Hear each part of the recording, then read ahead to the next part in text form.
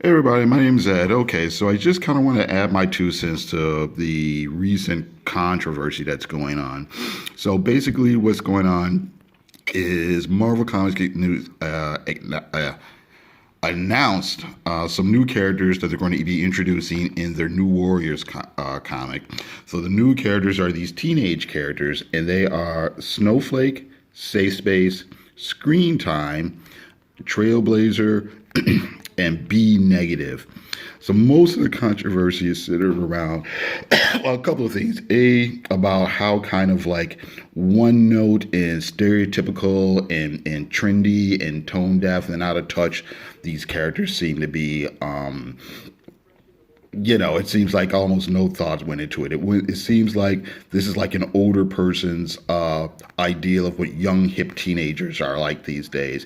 Another part of the problem is there's Snowflake and Safe Space, and Snowflake is non-binary, and that's kind of basically it. A lot of people are like, "What's going on? These characters seem so lame. They're one note. They're caricatures. Is this some sort of joke?" And my thing is, yes, it's clearly a joke, or at least it's clearly a joke to me. And I don't mean that in the sense of, they're so bad that it's a joke. My thing is, I'm sure it's a joke on purpose. I think on one hand, there's some semi-trolling going on, naming a couple of characters, Safe Place and Snowflake, seeing how many people have been kind of critical of Marvel in the last maybe 4 to 5 years, calling them SJW Marvel. And yeah, and like I said, it's pretty much like a complete stereotype of what people think young people are today. They're always on their computer. This character is Screen Time. He's got the powers of Google or something, and he got his powers from internet gas. Okay, and this character's a goth vampire called B negative. B negative, get it? This character actually, I don't think has a bad premise. Her name is Trailblazer. She's Native American. She has a magic backpack.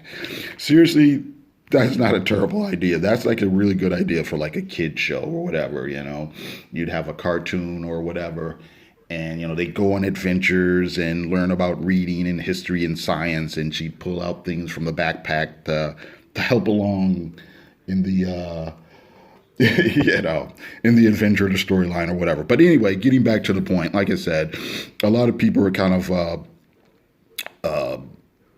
upset about once again how stereotypical and one note and they're just trying to be woke and all this type of thing. My thing is, yeah, they are one note and stereotypical, and I think that's completely on purpose. I think they didn't try to put any thought into these characters.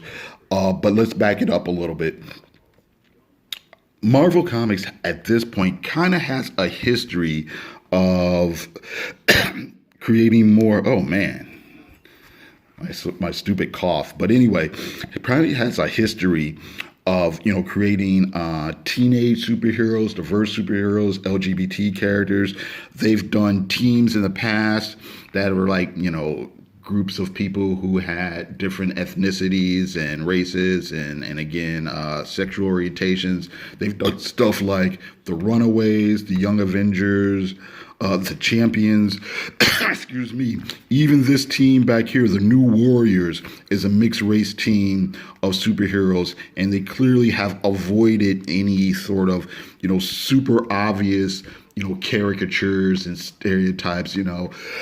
Marvel may have made some mistakes in the recent past, but for the most part, they've been able to kind of avoid that sort of thing. They've even gotten accolades. They've gotten good press from recent characters they've created, like Kamala Khan, Ms. Marvel, Teenage Muslim Girl, the Miles Morales Spider-Man, who's black and Hispanic. Who else? The Ironheart character, the black girl who's Iron Man's sidekick spinoff. Sam Alexander Nova. I don't think that character's gotten that much press, but he's kind of I think he's half Hispanic. I think he's half white and half Hispanic. But anyway, my point being, they've been able to avoid the caricatures for the most part so far. But now all of a sudden they just forget.